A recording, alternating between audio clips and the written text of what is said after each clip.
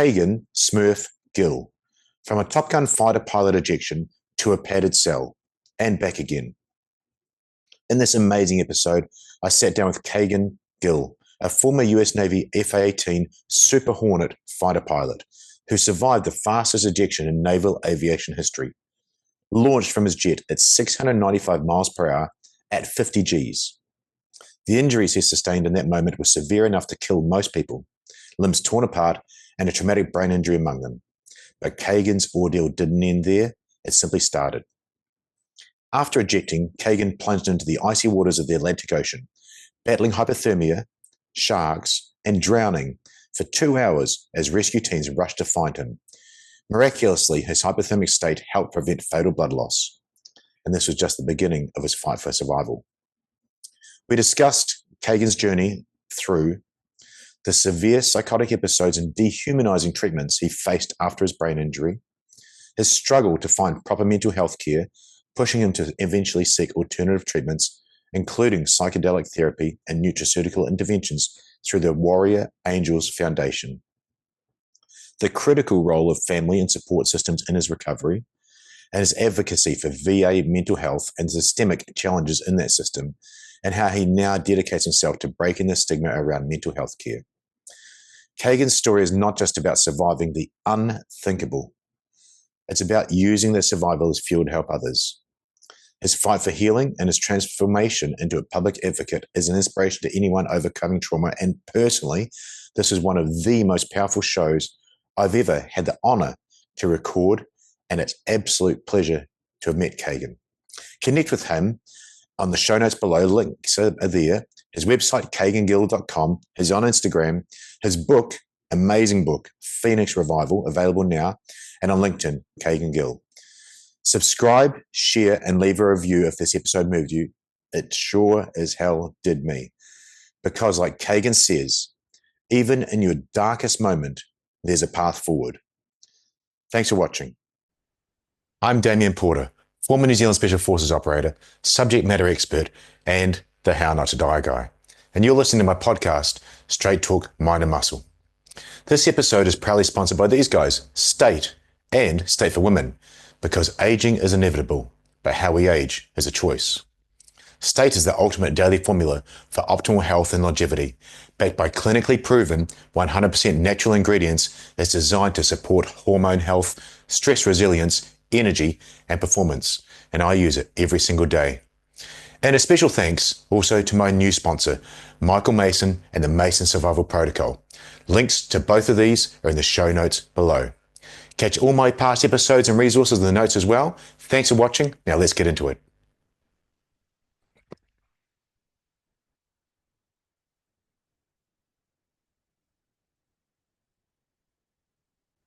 And we're live. Welcome to the Straight Talk Mind and Muscle podcast. Welcome to my guest this morning, all the way from USA, Kegan SMURF Gill. Thanks for having me. Hey, great to have you on. I'm quite honored, really, because, gosh, I see you're a bit of a big deal. You've been on all the shows, and now you're on mine. So I'm really honored to have you on. You have a amazing title, as it were, the man who survived the fastest ejection out of a plane in history. That's quite a title, and probably not a world record that you were trying to achieve, I would suggest. Yeah, and just to clarify, it was the fastest survived ejection in naval aviation history. So there have been faster.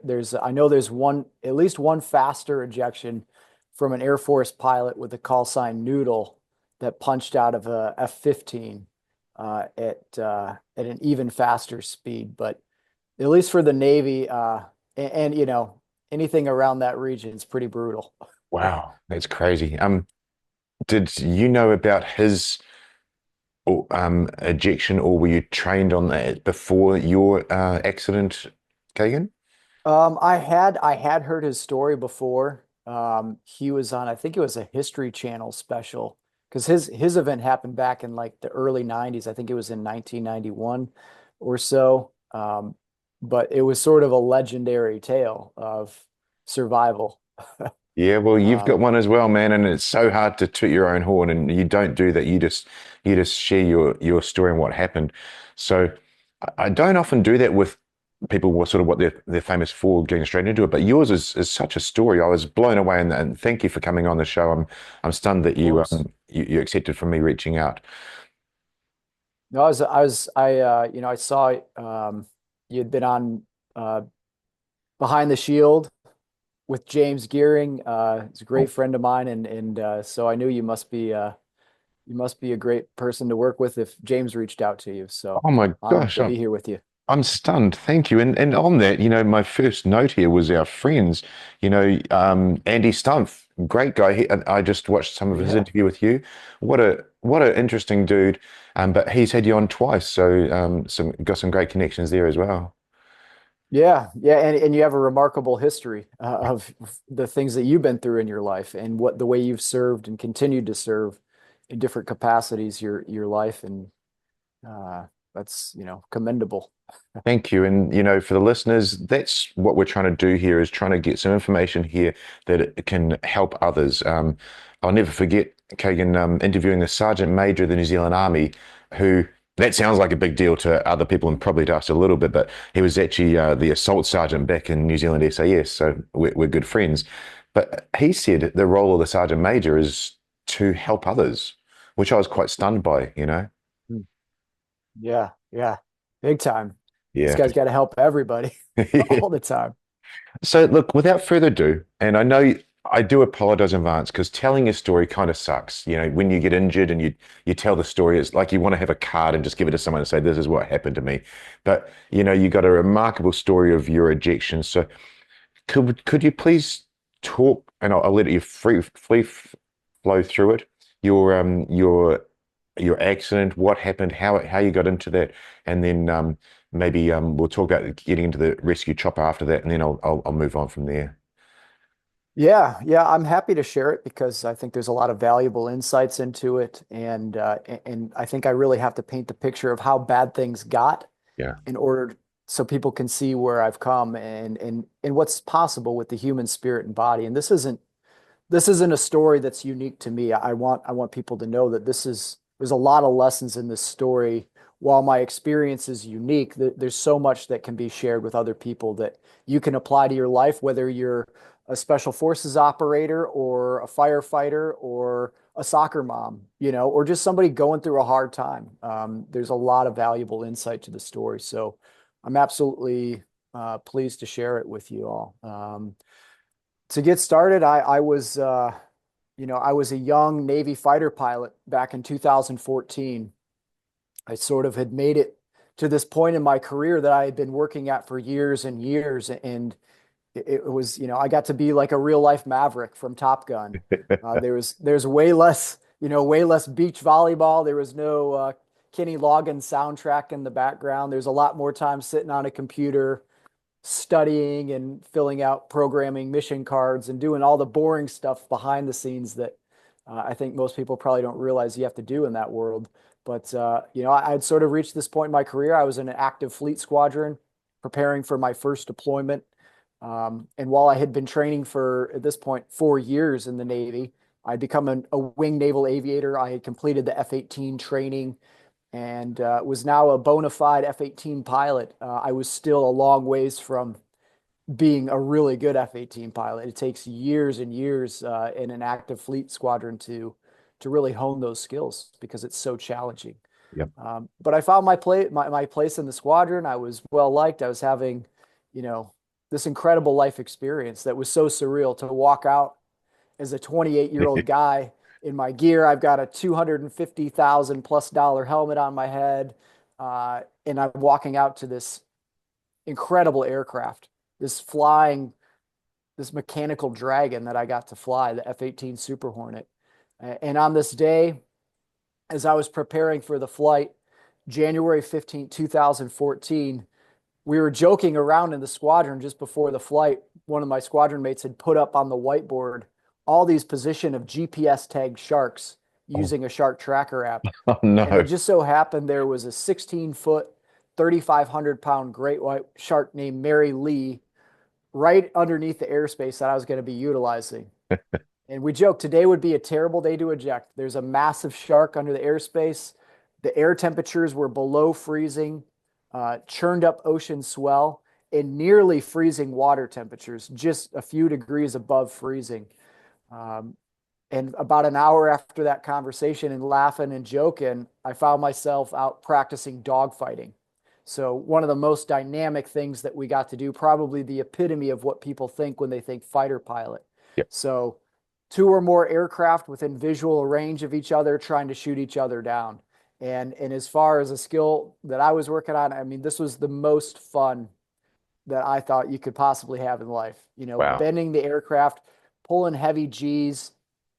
It's extreme multitasking. It's very physical. I mean, you're pulling 7.5 G's, so your body's weighing like 1,600 pounds. I know that's probably a lightweight for you with all your weight training, but I mean, it can crush you. And just the weight of the head and the helmet alone being about 20 pounds sitting here on the ground, Mhm. when you're now pulling almost 8 times that force, multiply that weight times 8 G's. Now that's 150, 160 pounds just on your head, and you're craning your head around and you're looking. So you're multitasking, you're operating multiple radios, weapon systems, radars, you're flying a very complex aircraft in dynamic ways. You're pulling G's, you're fighting to keep the blood in your head so you don't black out. And as I'm in the middle of this fight, I maneuvered the aircraft into a dive at the ocean, and Mhm. I'm looking up to keep sight of the other aircraft. And as I'm pulling, all of a sudden, I feel the aircraft ease from 7.5 G's to about half that. And so it was like going around a sharp corner in a sports car and then having the steering wheel kick back halfway. Oh, Only instead of skidding off the road, I was now trapped in a dive at the ocean. And at that speed, the aircraft continued to accelerate. Very quickly, I heard the radar altimeter blaring altitude, altitude, letting me know I had just broken through the hard deck at 5,000 feet. And now, as I approached the ocean very rapidly, I pulled the throttles to idle, extended the speed brake. The stick was in my lap, as pulling as hard as I could. And then in the helmet and the heads up display, there's an arrow saying, pull up, pull up. And in my mind, I'm already pulling up as hard as I can. I'm doing everything I can, but this aircraft is completely out of control. And 2 seconds from impact with the ocean, traveling 695 miles per hour, which was 95% the speed of sound at almost sea level, I pulled the ejection handle. A normal ejection is incredibly violent. It'll compress the spine, cause flail injuries. However, ideally, you want to be straight and level below 180 knots or slower. And even that's a pretty violent experience. But this was way outside the survivable envelope of an ejection. But I had no other option. It was either certain doom with the impact with the ocean and be vaporized 2 seconds later or pull the handle. And wow. as I came out into that airflow, I was impacted by the explosive force of air of impacting the sound barrier. And it turns out the human body is not terribly aerodynamic at the speed of sound. It just ripped me apart with a force 100 times the force of a Category 1 hurricane. Wow. It ripped off my helmet, smashed my head, causing traumatic brain injury. I mean, the force of the wind just impacting my face caused my face and eyes to swell up. I looked like I lost in 15 rounds of boxing to Mike Tyson. I broke my C1 in my neck, so my top vertebrae, my left shoulder shattered by scapula, bilateral humerus fractures of the upper arms. My right humerus broke and then tore through my brachial artery, Oh, causing rapid internal bleeding. My left forearm shattered the radius and ulna and severed the median nerve that controls my left hand. It was so fast, the gear on my vest, the survival gear on this heavy duty mil spec vest just ripped off. My radio, my signaling equipment, my dry suit that I was wearing to protect me from the frigid ocean water, should I have to eject, shredded apart. wow. My legs flailed so violently that the steel toe boots on my feet smashed open my lower legs, causing open tib fib fractures. Chunks of my bone were falling out, chumming the water for the shark below. And this is all just in a few seconds. I mean, Oh, I pulled that handle 2 seconds from impact. The aircraft continued on its trajectory as I shot out in a 50G rocket launch on that seat. Um, the aircraft vaporized. I mean, the largest chunks they found of it were maybe the size of a broken license plate. And fortunately, the parachute, with just about 1,500 feet to spare, deployed and slowed me so I didn't die in impact with the ocean. And then I plummeted it in that icy cold water. And for anybody that likes the cold plunge out there, you know that feeling when that needles hit your skin. And that just started to fill up my tattered dry suit like a sea anchor and pull me under. And the parachute that had just saved my life also sunk underneath the ocean swell. And while we have a disconnect system that's supposed to automatically disconnect that when it detects salt water, that system malfunctioned. And so the parachute started to pull me under as well. Fortunately, I had a life preserver unit that had automatically inflated around my neck, and that provided just enough buoyancy that on occasion it would pull me to the surface against the force of that parachute so I could get a breath of air. But for anybody who's ever been held underwater, when you need a breath of air, you know how terrifying that can be. And it was just that again and again. And here I am bleeding out, paralyzed, tattered, and not sure, am I going to drown before I get eaten by the shark? And what's going to happen? And things got very dark. Um, Fortunately, my flight lead spotted my parachute opening. He spotted a fishing vessel and was able to get down and thump over their bow very quickly to get them to turn up the emergency frequency and get them directed over to my rough position. It took about 2 hours for a Navy helicopter to arrive on scene, and the rescue swimmer got in. You know, he had trained in a pool where you hook into somebody and you get pulled beneath the surface, and it's a lit pool with a bright light and it's warm. But he said when he had to do this in the icy cold, frigid Atlantic, and as he was pulled beneath, all he saw was a dark blue abyss and a tangle of paracord. It was a very different experience, but his training kicked in. He cut me free of the paracord and he got me strapped up and lifted up into the helicopter. The helicopter ride was about 40 minutes, and that whole time they were doing everything they could to resuscitate me. I would sit up and scream in shock and confusion, and then I would go completely still and silent. And they were doing everything to keep me alive. I was severely hypothermic. I had bled out so much blood. But miraculously, they got me to a level 1 trauma center in Norfolk, Virginia. They rushed me in. When they took my core body temperature, I was at 87 degrees Fahrenheit core body temp. So I should have been dead from hypothermia, but they said that it actually preserved not only my brain function, but prevented me from bleeding out. Multiple blood transfusions, treated for hypothermia. My kidneys were failing from the overwhelming amount of tissue breakdown. But once I was semi-stable, they induced a coma and rushed me into surgery, where I spent the next week undergoing over a dozen trauma surgeries to reconstruct my skeleton, salvage my limbs from amputation, and get me stable. And then it was another week in a non-induced coma with everybody just wondering if I was going to wake. And fortunately, I did. It had been 2 weeks in that darkness, and the lights just started to come back on. Between the head injury and all the meds that I was on, I was very confused of what was going on. I had no recollection of the ejection.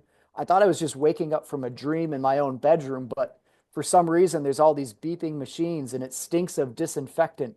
And Yeah. for some reason, my arms and legs are vacuum sealed in this plastic wrap, and there's hundreds of staples and sutures and scars on my arms and legs. Um, and I remember trying to move and I couldn't move. So I thought someone had tied me down on the bed as some sort of prank. But it slowly started to dawn on me. I'm paralyzed. Oh, The that's medical staff came in and they kind of laid it out. You're very lucky to be alive. However, we don't think you're ever going to walk again. We don't think you're going to be able to use your arms or your hands again. And your military flying career is over. And in this moment, I had, so much overwhelming darkness. My career is over. My body's destroyed. I'm a mess. Am I responsible now for an $89 million Super Hornet that just got vaporized that I had signed for?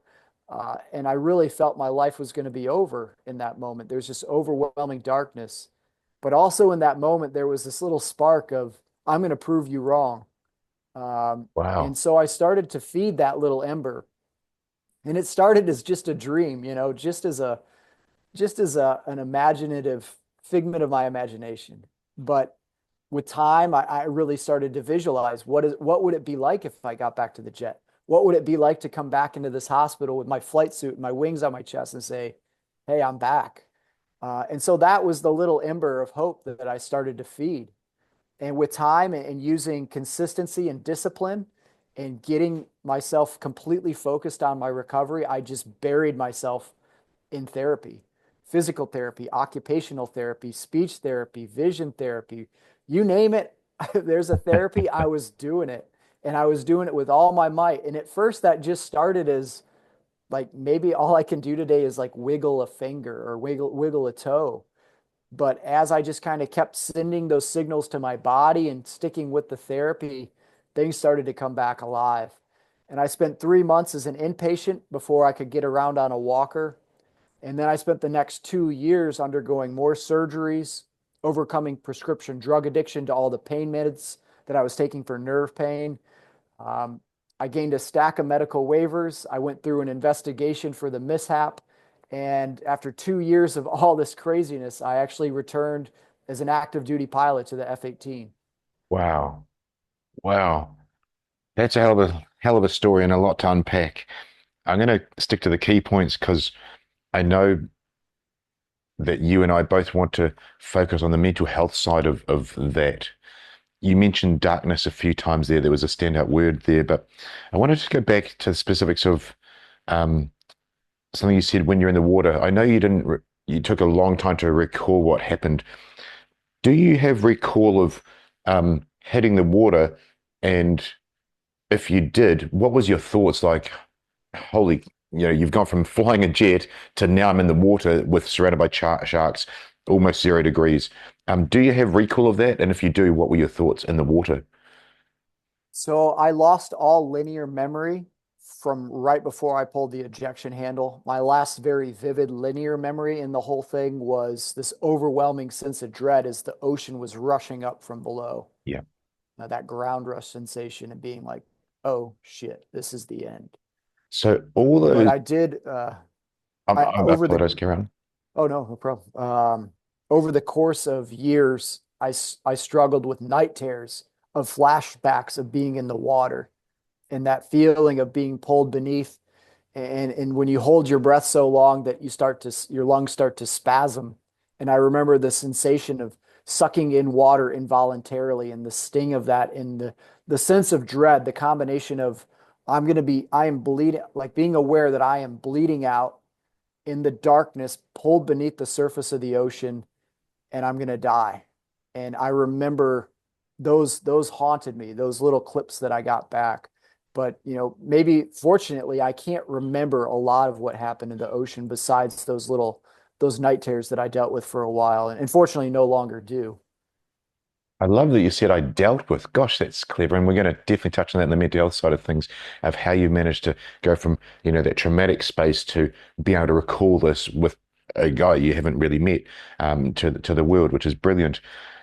So from what I gathered from the shows and the research I've done, all that history of the crash and events was pieced together by all different people, and you've sort of figured out the whole timeline. Yeah, so there's a very intense investigation into this. There were the fishermen that were interviewed, the rescue members. There were multiple aircraft on scene. There's been so many people to recreate this story, so I can retell it in vivid detail in this way. And a lot of it is not from my memory at that point, really. Now you made it sound like the machine just sort of worked. 2 hours later, the Navy chopper was there. Your co-pilot. What do you call the person flying beside you? Not co-pilot, is it? So he was my flight lead. Flight lead. So he was in a separate aircraft. Yep. So your flight lead's gone and buzzed the fishing boat to try and get some help. Um, all those things. But in my experience, and gosh, we just went to a job yesterday where a woman tried to self-immolate herself. So suicide by fire is crazy. We just went to a bushfire and it turned out to be that. But in my experience, a lot of the time, saving someone's life or making a change comes down to one person. And you talked about the rescue swimmer that probably shouldn't have been on that aircraft coming to you, and how he was the right person for the right time for you. So you didn't probably die from hypothermia in the water or even worse in the chopper. Can you elaborate on that small detail as well? Yeah, it's actually a really interesting story. So this rescue swimmer, Cheech, he's a young guy in his 20s. The week prior to my mishap, he had actually been on another rescue in this almost the same exact piece of airspace. There was a Navy H-53 Sea Dragon that had gone down, and they had an onboard fire and had to ditch out in that icy cold water.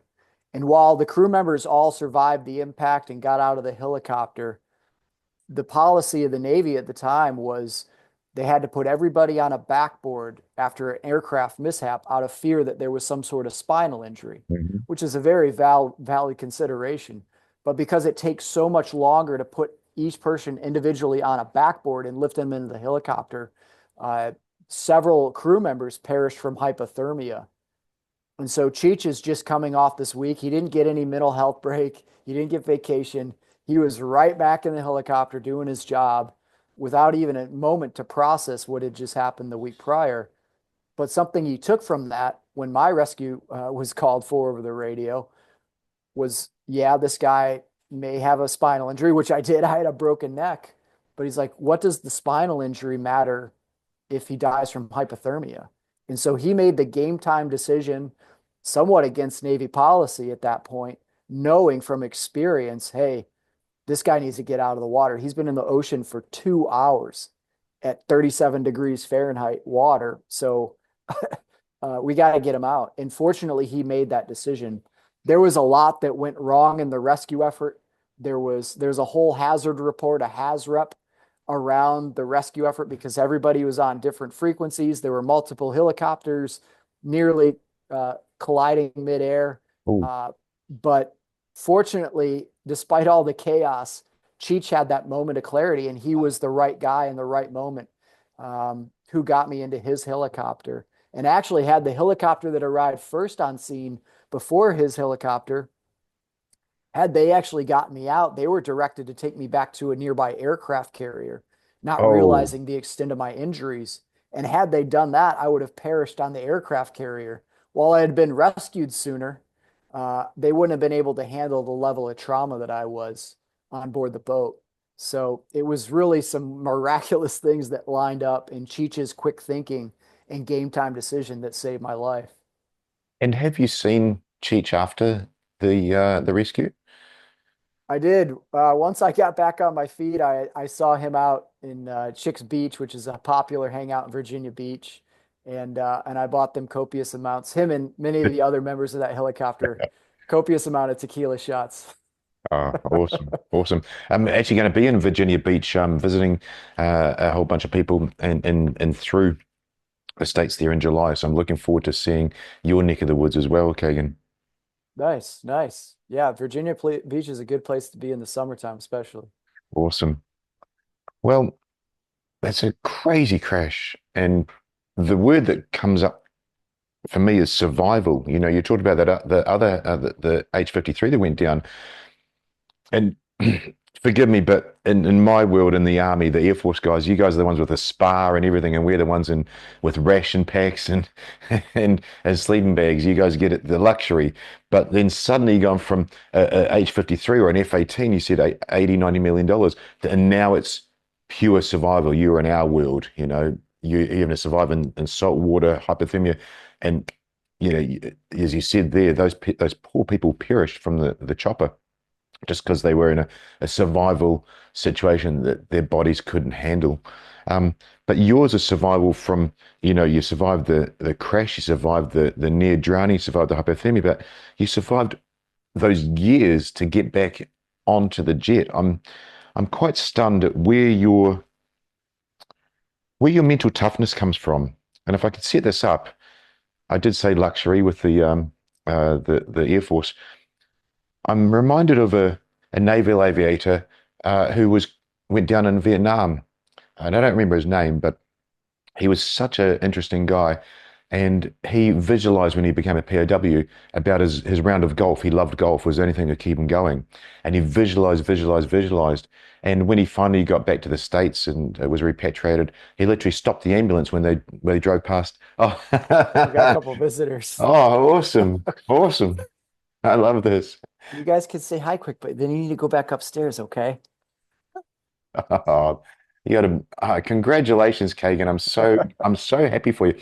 For the listeners, Kegan's Say got hi, guys. his little kids there. For the viewers, we can see them. But I'm so glad that you managed to survive and come back to that goodness. This is what it was all about. Ah, I think this is why I made it through it all. guys, Just you've these two little critters. that's the center of the question, the survival, the why. Ah, nice I, one, you too. you guys want to say hi? I gotta have you go back upstairs so we can talk, okay? Ah, Luckily, there was no vomit involved just now. yeah, they look like great kids, Kegan. So that's your Thank why, you. which is awesome. The visualization that I was talking about with this POW was, he ran that round of golf in his head, and long story short, when he's back in the States, he went out and shot that exact round in a weakened state. And you talked about the ember, and then you talked about the visualization. So yeah, where did that come from to have that spark, that ember, and then and grow that? How the hell did you learn to do that at 28 years old? Yeah, I mean, looking back at the whole picture, I think it came from um, some traumatic experiences in my childhood that kind of created this, it's kind of crazy, but the sort of sense that I'm not good enough. And I've talked to a lot of, especially in the special forces, there's a lot of guys with some serious childhood trauma that have put inside them this drive that's maybe, it's for sort of a negative reason. Like we've got this inner child that's trying to prove that we're good enough, that we're tough enough, that we're strong enough. But that fuel drove me through a lot of challenging situations in my life, feeling that I'm not good enough, that I'm too small, that whatever it was. When I used to get beat up as a kid, but that made me tougher. That made me learn to fight. That made me stronger. And so I've always had this sort of scrappy fighter within me because I had to fight through some things at a very young age and I think that helped me persevere and drive to become a fighter pilot to begin with. But then I've always had this thing. If somebody tells me I can't do something, it just makes me want to prove them wrong. And like, you don't know me. You don't understand who I am. You might look at me and underestimate me, but I'm going to prove you wrong. And so that really fired me up from my core and from a childhood traumatic experience. So it was something deep within me that I used as a fuel source for a long time, which was sort of this rage driven Yep. drive that was incredibly powerful. And it took a long time to be able to heal that and calm that. And I think I still have it a little bit too, but um, yeah, I think it really came from some maybe not so good things that happened at a young age that allowed me to have this just incredible drive that got me to where I was and got me through some incredible hardship. Yeah, toughness. I interviewed Tim Stout, and it just published last week, a former MMA fighter, and he says he can't teach tough. And I think he's right.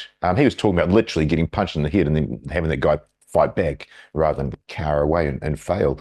But you make yourself tough, Kagan, and you did that. And I'm thinking as you're talking, I was thinking about Top Gun and Maverick, and he was the same sort of thing. The character in the show, he was, I'm going to prove you wrong. Brought Mhm. himself up by the bootstraps. Same with you. You're going to be tough enough to get through that naval aviator school, which is probably incredibly tough. I was always just trying to think about where the mental toughness came from for Air Force, but harking back to that POW story and then yours, I think that's where it is, and it's inbred. It's that fire inside you that we have control over now, at least. Yeah. Yeah. I mean, I think going through hardship can really cultivate that. And there's maybe a choice somewhere in there where you can choose to cower and just get crushed by it and live depressed and down on yourself. But you also get this other choice that you can use it as fuel and you can and fight through it. And I guess I've always had that fighter instinct deep within me. And by going through multiple challenges and struggles in life, it's really it's really kind of honed that blade. I love that. I love that. Um, let's touch on your physical injuries, and then we'll go through the mental side of things. Because when I heard about your injuries, I was like, how the hell did this guy? recover, and then when I found out you'd actually got back on the plane, I was stunned. So you're talking about severing nerves, and they're not little nerves; they're nerves the size of my finger. How did you recover from these? Was it the surgeries, then the work you did? Because they're life-changing injuries. If on anybody else, Kegan, you literally were told, "Hey, that's the end of your career." Yeah, it was it was a combination of a lot of factors that came together. One, I was incredibly fortunate to have the rescue that I did and timely get out of the water and the cold water that preserved things, and then to get to the level one trauma center with this dream team of surgeons that was able to salvage my body to get me even to the point where I could wake up with all my arms and legs still attached was a huge step in the right Yeah. direction. But then after the fact, while the Western medicine was incredibly awesome when it comes to trauma surgeries and orthopedics, our medical system has got a lot of problems when it comes to the healing portion of things. And it was largely over reliant on medications. You're in a polytrauma center doing all these things to heal, yet the food and the hydration and nutrition were just garbage. There's little sunlight. You don't get outside. Like what I came to learn though was that the most important parts of healing are the foundations of health are good sleep, good nutrition, good hydration, regular exercise, connection to nature, sunlight. And when those things are available and you utilize them regularly, it allows you to heal. And so I'm thankful for having that spark to even think that I could heal so Mm. that I would put in the work and the discipline to get better, but then learning how to heal by giving the body what it needed. Restful sleep is probably the single most important thing when it comes to any sort of recovery, physical or mental. And when you lose sleep and you're not sleeping well, which when you're in the hospital, every few hours they're waking you up to take your vitals and give you medicine to sleep. That's not actually giving you restful sleep. It may be knocking you out into some form of unconscious state, but you're not getting restful sleep. And when you're eating junky food, you're not getting the nutrients your body needs to heal. I was very fortunate to have people bringing me food from outside the hospital system so that I could get some Yeah. nutrition. But once I got out of the polytrauma center, it was all about that consistency. Just like if you go to the gym and you want to build a muscle, it was like starting from scratch. And for being somebody that was very physical prior to the ejection, it was so frustrating to go back from being able to, lift all these heavy weights to like I could barely manage the bar. And Yeah. so there was a huge adjustments of my expectation, but I continued to pursue my physicality consistently and with effort, with good nutrition, good sleep, good hydration, and apply that with time. And it was pretty miraculous what the body can recover from. Wow. And that's the physical rehabilitation of my extremities, but the real challenges in my recovery in my healing came later in my career dealing with the mental health side of things. That was, all this other stuff that I've already described, that was actually easy in comparison to the mental health challenges that I faced later. It is because it's relatively logical steps. And by the way, you'd love my friend Dr. Kirk Parsley. Um, I know Kirk. oh, you do? He just texted me today. That's cool, Doc Parsley. Yeah, I mean, he revolutionized the healing for the SEAL teams. And I'm trying to advocate to bring that to the strike fighter community. Hell This idea yes. of let's optimize their health.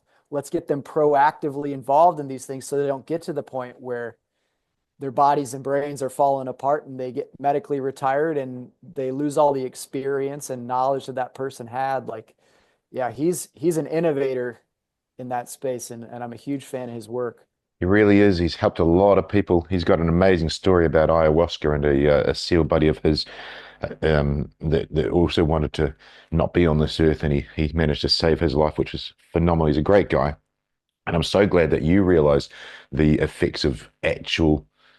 I mean, you didn't go down any airy fairy route. You just went, hey, it's sleep, it's nutrition, it's movement, it's sunlight. Hello, that's what we as humans need is that human machine. So great synergy there. And you're so right. I mean, you touched on it. You're very diplomatic the way you say things, but sleep drugs make you go unconscious. The same as alcohol. If I have 20 beers, I'm going to go Right. unconscious. I'm not going to sleep too good. It's not sleep, and Exactly. sleep is the Kirk says this one.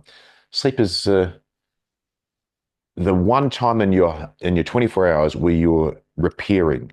Everything else is catabolic, and if we could repair 100%, you wouldn't age, but you don't repair 100% from the daily activity that you've done. Oh yeah. Yeah. And when you don't sleep, you're just accelerating your aging process Nailed it. mentally and physically. Nailed it. Now you touched on mental health there, and we've used that terminology, and I just don't think it's quite right. You had a traumatic brain injury and the darkness. Um, that's a traumatic as event, and then there was the totality of it. Is this going to end my career? Am I going to be able to have a family? All these things. So darkness, otherwise known from some guests as getting yourself into a hole or digging yourself out of that hole. Mhm. Um, on the surface, you did your rehab, you got back on the plane, ta-da, well done.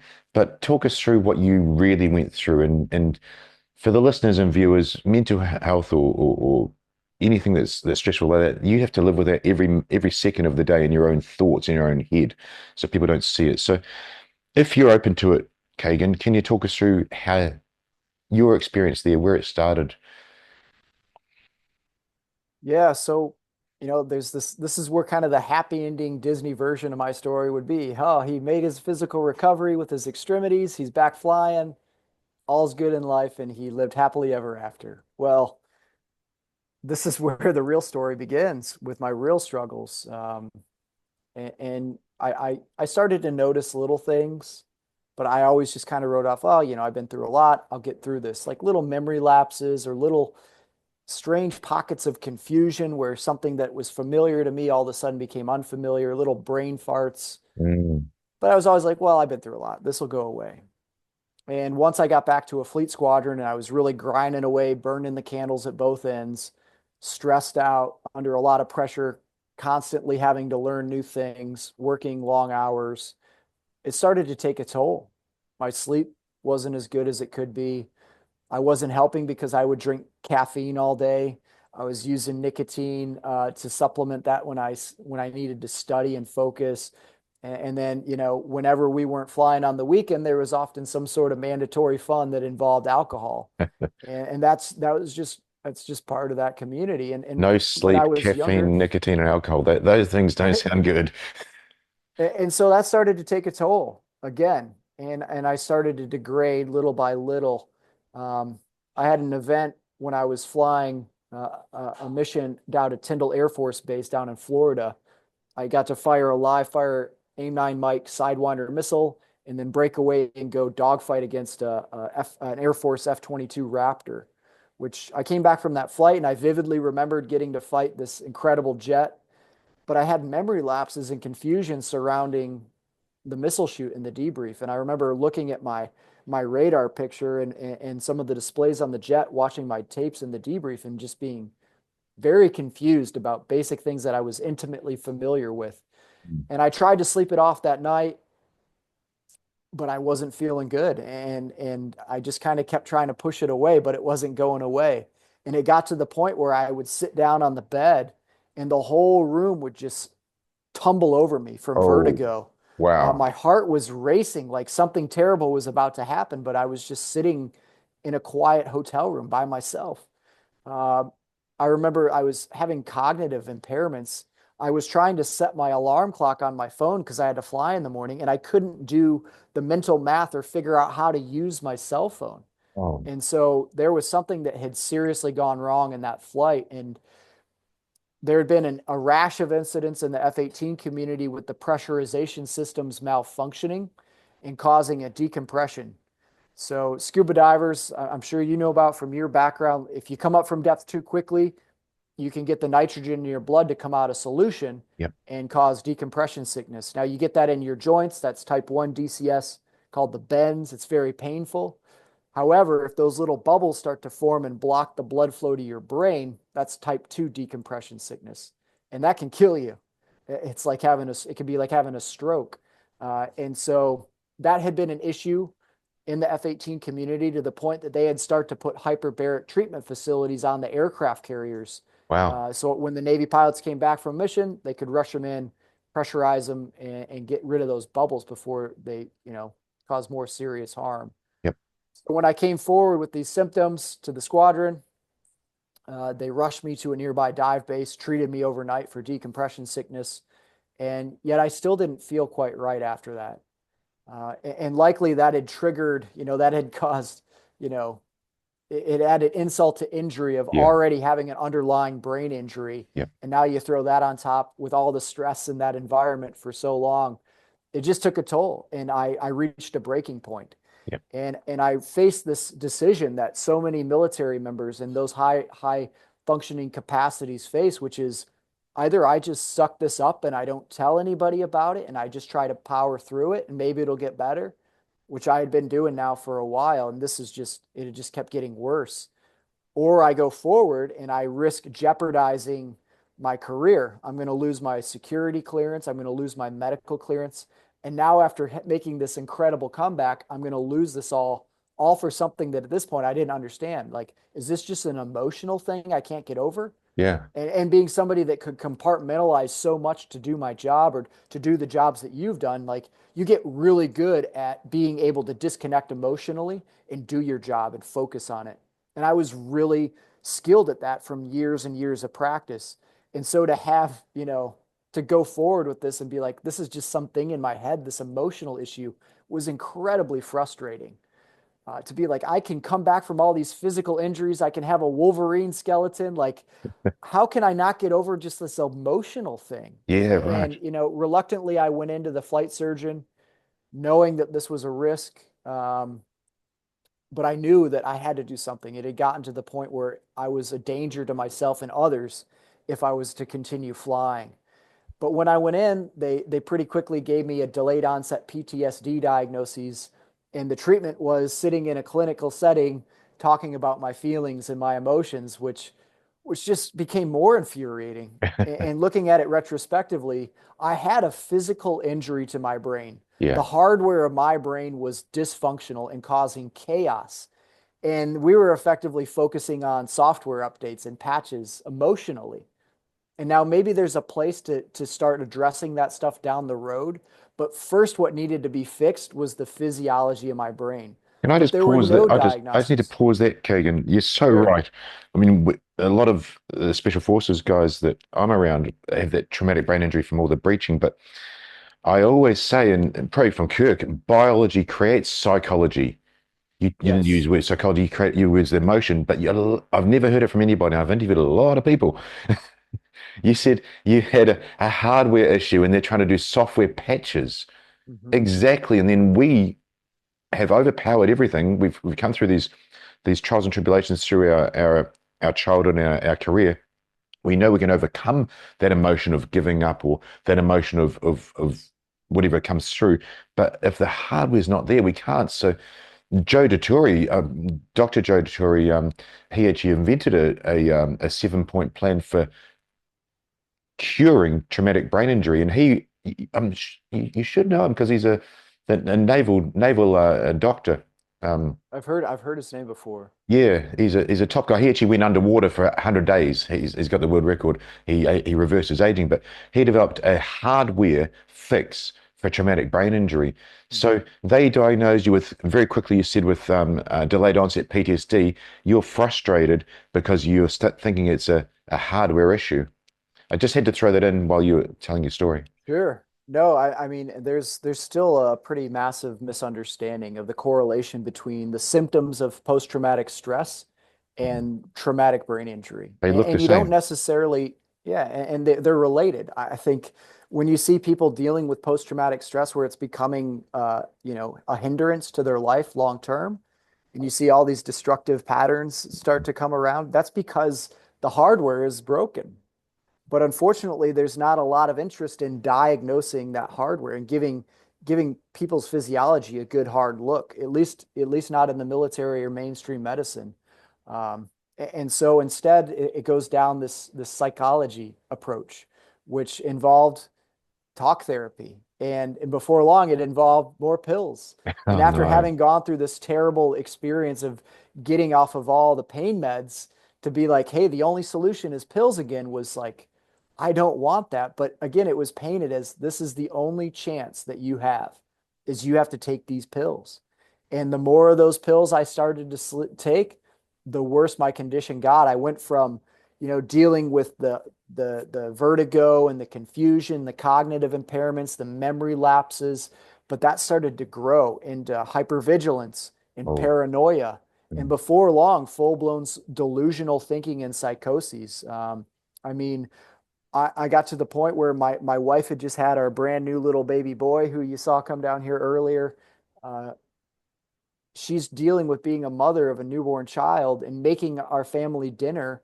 And I would run into the room and I would dump the food off of the stove into the garbage and be screaming, "It's poisoned! It's poisoned!" I was afraid to go near the windows because I thought I was being hunted by assassins. And I was being poisoned by the federal government, but it was in these FDA approved pills Oh. that they were giving me to mask the symptoms Yep. of what was really a brain injury. Yeah. And unfortunately, that just caused even more chaos and disruption and inflammation that was even more harmful. And I just spiraled down to the point where, I mean, I felt I had let down everybody. I felt that I had let down everybody that believed in me to get back to the jet. How could I not just get over this emotional issue? I mean, I'm so weak. I'm such a piece. Like, all these thoughts just started to consume me. And I found myself late one night reaching over to the sidearm that I kept next to the bed and wondering what's the Glock going to taste like in my mouth? What's the muzzle going to feel like in my teeth? And fortunately, I looked over to my other side and my baby boy and my beautiful wife were asleep next to me. And I thought to myself, well, I don't want to wake them up like that. And so I put the handgun away and I just laid there the rest of the night staring at the ceiling with my mind racing. But had they not been there in that moment, I wouldn't be here to talk about this. And I ended up going through a medical board that I describe as it's the bureaucratic equivalent of the Indiana Jones Temple of Doom. I mean, there was so much bureaucratic red tape, despite having massive stacks of medical records, all this history, the support of the medical community, the support of my command. I still had to appeal my case and go through all these fights over the course of almost 2 years before I was medically retired, all while dealing with severe psychoses, which was a massive challenge for my wife with our baby boy. But we made it through that. And then when I got out and started going to the VA system, it was just more of that same. You just got to take these pills. And when those pills don't work, it's just because you need more of them. And I found myself in this insane loop. And my wife came home from a job interview one day to hear me rustling around in the bedroom. And when she came in, I had shaved off my hair in chunks for some reason. I'd shaved off my eyebrows. I was completely naked, except I had tied a black plastic garbage bag around my neck like a cape because I thought I was going to go out into the northern Michigan snowy weather and fight crime like a superhero. Oh Uh, my God. Fortunately, my wife's she's a trauma nurse, and she had dealt with psychotic patients before. And so she kept her cool. She got me to the emergency room. I spent a couple nights in an ER room having just a completely out of body experience. And when I came to, I was in a VA inpatient psychiatric facility uh, where I became effectively a prisoner of the war on mental health that is ongoing in our country. Um, I witnessed and experienced firsthand truly abysmal care of American veterans, of that parallels treatment of prisoners of war when you're trying to get them to comply with what you want them to do. Yeah. All the same things that I experienced in survival training, that makes perfectly physically healthy and mentally robust individuals. If you sleep deprive them, malnourish them, treat them less than human, and confine them for just a few days, even people will start to have auditory and visual hallucinations and delusional thinking, like imagining things happening that are not even there. Mm. That's perfectly healthy people. Now you take people that are in a psychiatric facility coming out of an active psychosis and you do the exact same things to them. One, it's not an easy place to sleep in. So there's other veterans dealing with mental health issues coming in and out of your room. Everything is white fluorescent lights, hard concrete walls and tile floors. So everything echoes. You can hear people yelling and screaming in psychoses all night long. So one, you can't sleep because of that. And then two, the policy is when you're on one-to-one care coming out of psychoses, they're required to shine a flashlight on you every 15 minutes Yep. to make sure that you're safe and not hurting yourself. And so when you're in this super high elevated fight or flight state of mind that you get into with PTSD, to have somebody come into your room every 15 minutes and shine a flashlight in your face, it makes it completely impossible to sleep. The food was just complete, abysmal quality, ultra processed junk. There wasn't a fresh fruit or vegetable in sight. It's all just food that depletes your nourishment, your nutrients. It sucks from you rather than replenishing you. The water that comes out of the tap tastes like it comes out of a broken hot tub. It's loaded with chlorine and fluoride. And in order to mask the terrible taste, they put a bunch of artificially flavored, artificially colored tea in it. So you can either have the yellow drink or the pink drink, and they're No. both equally toxic. Oh, Um, we were lucky if we got to go outside once a week into a concrete yard that was surrounded by high-rise metal fencing and high-rise brick buildings. So there's no connection to nature, there's no exercise. We were literally issued prisoner scrubs, so you're wearing scrubs just like a prisoner would. yeah. And then the staff members wear white lab coats. So there's this Stanford prison experiment dynamic that builds. Yes. There's a lot of really good staff members, but there's also people there that are not there for the right reasons that treat you less than human. And when you're in and out of active psychoses, it's very easy to treat people like that as if they're no longer there, though they are. Um, and all these things come together to create this environment that's not conducive to healing in any way. In fact, it's the complete opposite. But the one thing that they have is massive amounts of these pills to give you and to push you. And I came to learn later that basically the American VA system is largely controlled by the pharmaceutical industry. And so they get to dictate a lot of the policy. And of course, they put policies in place that drive patients onto their medicines. And what they want is something that supports their business model, which is to take these pills, all sorts of them, for the rest of your life. And while they could have just cut out a few of these pills and they could have fed everybody wholesome organic meals and hired enough staff to let us get outside every day, instead that money is funneled into where the money is, and the money that's being made from it is tremendous. The VA is a massive cash cow for the pharmaceutical industry. But when I started to see what was going on in this facility and become frustrated by it, I tried to escape. And when my rescue effort failed by pulling the fire alarm, hoping they would let us out, instead I was met by armed guards with sidearms and forcibly injected with a medication called Heldol, which should just be called Hell.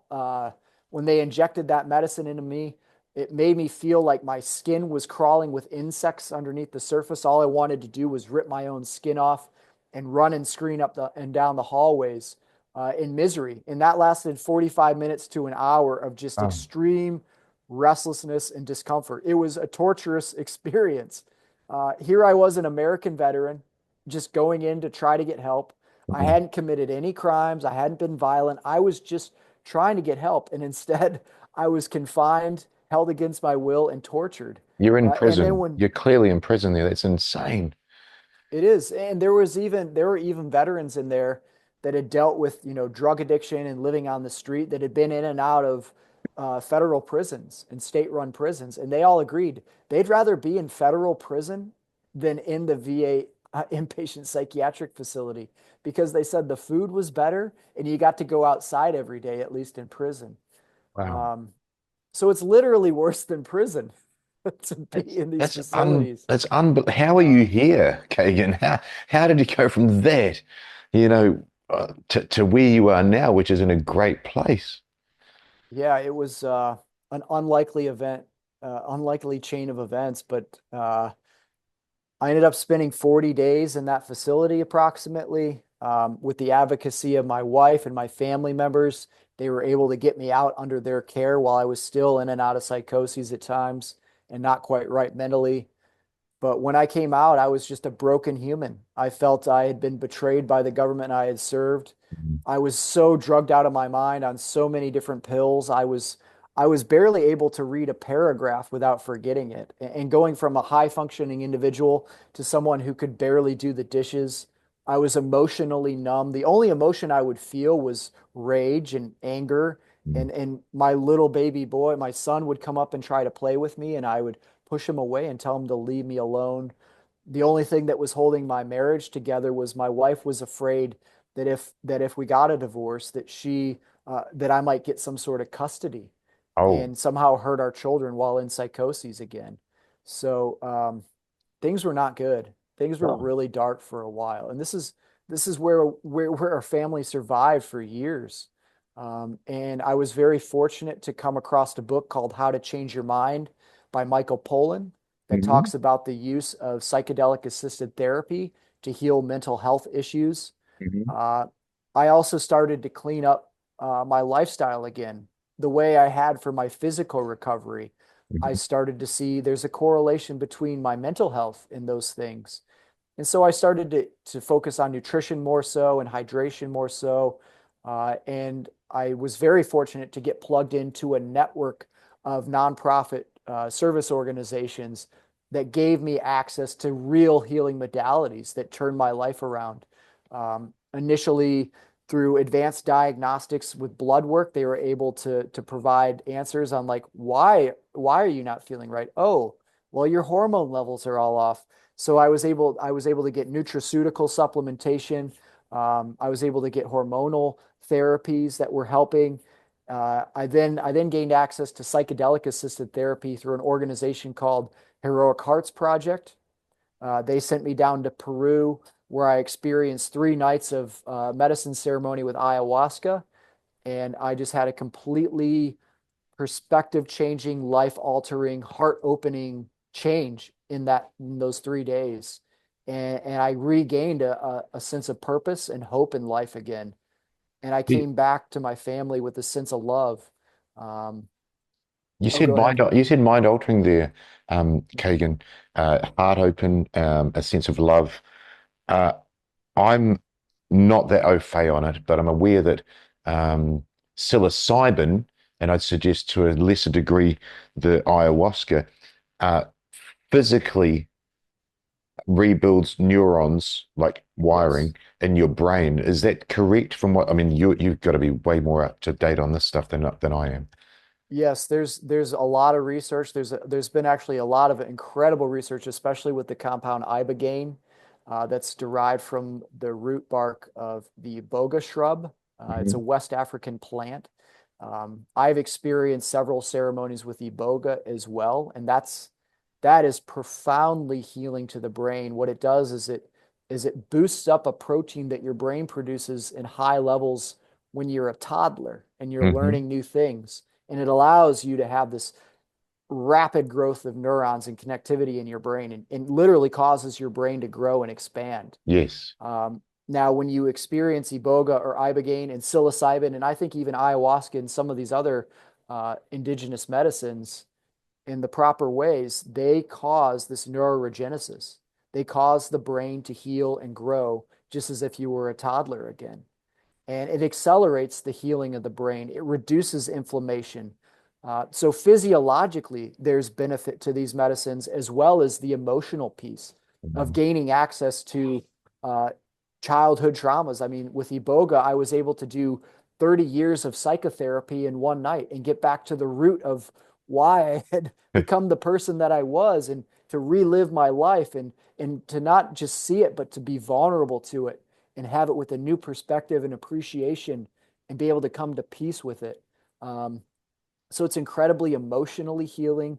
And there's the spiritual aspect of it that, was a very small part of my life prior, that just completely opened me up to a connectivity to something far greater than ourselves that connects us all. And whatever you want to call that, God, divinity, the oneness, it showed me beyond a shadow of a doubt. And don't take my word for it. I had to experience it firsthand to believe it. But there is something so much larger than ourselves that is all around us and connects all of us. And when I came reconnected to that, I had this very deep spiritual healing as well as a benefit from those experiences. And then more importantly, though, was having that experience and then having proper integration afterwards. And by integration, I mean rebuilding myself. When you get that experience with these indigenous medicines or psychedelics or entheogens or whatever you want to call it, uh, it causes this reset. Mhm. And Michael Pollan has this great analogy in his book that talks about these medicines that it's like you get to be at the top of this mountain after a fresh snowfall that have just filled in all these ruts of negative emotions and behaviors that shaped who you were. But now you get to be at the top of that mountain with your skis and you get to take a new line down the mountain of your life and rebuild it how you want. Now, you could have a big medicine experience and then go right back into your old life and your old habit patterns and not change anything. And Mm. you could even get yourself worse off and deepen those ruts in that sort of vulnerable state that you're in when you come out of it. But if you start to rebuild your habits with healthy things, you start to improve your diet, your exercise, prioritize your sleep, connect with a community of healthy individuals, take out the toxicity of your life, removing social media, mainstream media, toxic people, toxic habits. It also helps, especially iboga and ibogaine, completely reset the dopamine system. So whether you're dealing with addiction with everything from alcohol, heroin, crystal meth, porn addiction, whatever it is, whatever your thing is, it resets that dopamine system and it gives you this breath of fresh air from your addiction. And it gives you the opportunity to completely rebuild who you are. Um, there's an incredible book, Breaking the Habit of Being Yourself by Dr. Joe Dispenza, Ah, that yeah. I highly recommend. But it's all about visualizing in the mindset and the power of the mind and the way that it works in quantum physics. This isn't just new age hooey bluey nonsense. This is quantum physics. This is advanced science showing that there is power to just the mind and the mindset and visualizing who you want to be, how you want to be, and being able to change yourself through that process. And looking back at my ejection and being trapped in that darkness and visualizing, I didn't know I was doing it at the time. But again, with those psychedelics, it gives you this brand new opportunity to rebuild yourself. And through, more traumatic brain injury clinics, hyperbaric oxygen therapy, uh, nutraceutical supplementation. And the most important part was just rebuilding a healthy lifestyle with the prioritization of my sleep, nutrition, hydration, exercise, community, connection to nature, sunlight. Once I rebuilt a life all around that, with time and consistently, it completely rebuilt who I was. It rebuilt my gut microbiome. It rebuilt every cell in my body. So I am literally a different human being than the person that was injured 11 years ago. My body, my brain has all regenerated. And it's really amazing how much the human body and spirit can endure uh, when you just have that spark of hope. And that's why I want to talk about this and scream it out at the tops of the mountains is this can apply to anybody, whatever challenge you are going through, realize that that struggle and that challenge is something that you can get through. And by going through that challenge, it's actually allowing you to grow into the best version of yourself. And so I stand before you today grateful for all of this hardship that I've been through because I wouldn't get to be who I am today without it. That's a big thing to say. And I hope that the listeners and the viewers don't think it was a throwaway line, because looking back, you have to be grateful because you have got to where you are from the darkest place ever. And I want to just take you back to that. And it's the reason I'm doing that, Kegan, is for the listener or viewer that may be in that dark place right now, or maybe hit it in a day or a week. And I do say on the show, and sometimes the guest will say it before me, if one thing we say in this can help one person, it's worth it. I would suggest that night you thought about what the Glock tasted like, that after you had made the decision not to, because you saw your beautiful baby boy and your wife beside you, that was one of the longest nights of your life. Would that be correct? It was a very dark, long night. So advice from you, someone's in that place, what's some advice for that you would give to that person to get them out of that darkness, to see the ember, to see that little spark? What's one bit of advice you could possibly give them, or more? Yeah, no matter where you're at and how dark it may seem, there's always light. There's always going to be a little ember of hope. And maybe that's just hearing this podcast today, getting to hear us talk about this. And maybe that can be your spark. But wherever you're at, whatever darkness you're in, realize there's a little spark of hope in it. And you got to feed that. And it may seem completely far-fetched. And you may be overwhelmed by the emotion of the darkness. But when you feed that little ember of light and hope and positivity, optimism, it'll grow. And it'll grow and grow, and it'll gain momentum. And as that grows and the light begins to shine brighter, that darkness will diminish. And before you know it, you'll find yourself in a new place, and the light will be back in your life. You'll have hope again. But it all just starts with holding on to that little tiny bit of hope. I had an incredible professor in college who was he was a Seawolf pilot back in Vietnam. So the original Navy Special Forces helicopter unit, flying Huey gunships into gunfire every day for years, that had experienced incredible trauma and hardship in his life. And he taught us in survival training, what do you think the most important thing is to survive? And we would all be like, oh, water or food or shelter, blah, blah, blah. You say, no, it's hope. You have to have hope to survive. If you don't believe that you can survive, you won't. So I hope whatever darkness you are going through as an individual out there, that you can find that little ember of hope and know that if you feed it, it'll grow. Thank you very much. That you are so right, Kegan. I remember my times, and it came down to the right person. Give me maybe I take the right tool from that right person, and I remember that tool she gave me, and I saw that little bit of, okay, that's not dark. I didn't see it as light, I didn't see it as anything, but I just went, oh, that's not dark, that's something good. And another guest talks about turning the dials up and turning the dials down.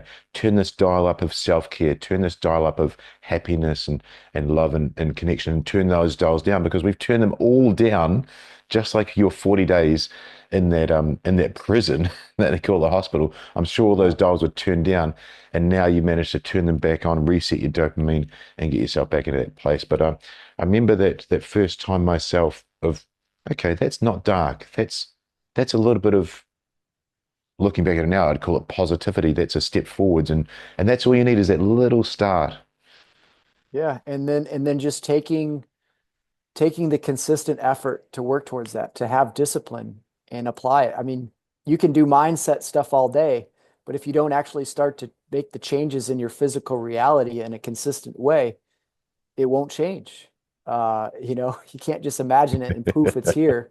It doesn't work like that. But you know what? You can have that in your mind, and then you can think, how do I get there? What can I do in this moment? Maybe I can't walk, maybe I can't run, but maybe I can wiggle my toe, and whatever it is, whatever place you're in. Maybe you're dealing with drugs and alcohol. Well, maybe you can have one less drink today. What is one little step in the right direction? And it doesn't have to be a massive transformation all at once, and it might not even feel like much anything, but just take one step in the right direction and then do the same thing the next day. And some days you might even tumble backwards. Yeah. Don't give up. Get up, dust yourself off, and continue to step in the right direction with consistent effort. And before long, you'll be amazed how far you can go. Thank you for that point as well. Gosh, I feel stupid for saying this, but after my two surgeries, saying that to someone who's had all yours, I logically thought it's a linear progression from surgery, out of surgery, wake up, and I'm going to go through the rehab and get to here. But it's this process. Oh, yeah. It's two steps forward, half a step back. The problem is, those half a step backs, they feel like you're right back at day one. So if someone had told me, hey, it's going to be ups and downs, and you have to, as you said, Kegan, dust yourself off and get back on it. That would have been really, really helpful to hear. Yeah, well, I hope somebody hears this podcast that needs it, and maybe it'll be that little spark of light they need in the darkness, and that's what I hope to be, is that little spark of light to get people out of the same dark place that I was in, that I wish I had when I was there. To know that there is a way ahead, a way to heal holistically, and not to just have to be on pills and miserable the rest of your life, especially people dealing with mental health stuff. I think get painted in this corner of drugs, of medications, and it doesn't have to be like that. But you got to take the helm of your ship. You got to be the captain of your own ship and change your lifestyle and change yourself in ways that are conducive to the healing of your brain and body. But the body can heal from so much. It's such a resilient thing. Your your story is really one of survival, and I like to get to know a guest story on the show. I've done a bit more research into you than I have on just about any other guest, but still, you've blown my mind, and I really mean that from what you've gone through. Such a logical man, such a systems based, a fighter pilot to get to that level of mental aptitude and logic, because it's all facts, and then your experience injury, both physical and physically in the brain, and then also the psychological side, and the solutions you've brought to fruition and for others is absolutely brilliant. Um, I was going to touch on the VA system, the government, and the current POTUS there, but I don't think that would. I think that might detract from somewhat from what you've ended on. So I'd like to ask. We've got narrated show notes at the start, but people listening now, where's the best place to find out more about what you do? Because I know you help others. I just saw the Born Primitive reel you put out today, and I've got all their stuff, and I'm looking at getting beer on the show. So Nice. what is it that you're doing now, and where's the best place people can come and support you, or ask for help, or just get some of Kegan's insight? Yeah, I appreciate you asking. Yeah, I've got all sorts of hats I'm wearing these days. And a lot of hats I never thought I would be wearing. I'm a published author now, so if you'd like to learn more about my story, please check out my memoir. It's called Phoenix Revival. Hmm. You can get that on Amazon. It's in hardcover, paperback, ebook, and on Audible. I did the Audible for it. Um, I'm a dad, obviously, Almost full done. time, retired military, active duty dad now. Um, I also do motivational speak. Leo, don't pull that out, buddy. I'm talking to you that. So I do motivational speaking all over the country. If anybody's looking for a motivational speaker, I'd love to come talk. I do coaching services for anybody who's going through their own struggles that would like some guidance with that recovery process. That's what I do professionally. Um, as far as projects I'm working on right now, there's one called the Davis Focus Project. If anybody's looking for a great cause that's going to cause a lot of healing, we're basically rebuilding the health system for veterans to provide them what they need. But Wow. check them out. It's the davisfocusproject.com. It's being put together by this incredible gentleman, Brandon Davis, that he's a former 160th pilot. Hmm. You can say hi in just a minute, buddy. So yeah, lots of cool stuff going on. You can find me on Instagram at Kegan SMURF Gill. I'm on LinkedIn under Kegan Gill. And you can also check out my website and learn about all the things I just blurted out at you while I get climbed on by these wild monkeys behind me at kegangill.com.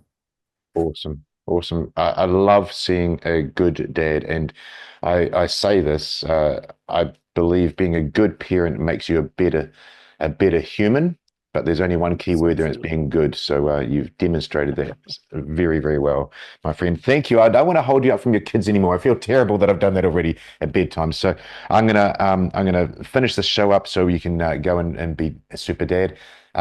Thank you so much for your time. It's been an absolute honor to have you on, Kegan. Thanks so much for having me. It was a pleasure to speak with you. Absolutely. Hi, thanks for watching. I'm Damien Porter, former New Zealand Special Forces operator and former Australian police officer, and your podcast host. Please check out my new project at hownottoDieAguy.com, where I teach everything you need to know to both males and females, at-risk populations, schools, kids, and the elderly for self-defense, situational awareness, and all-round skills that every good person should know. Thanks for watching.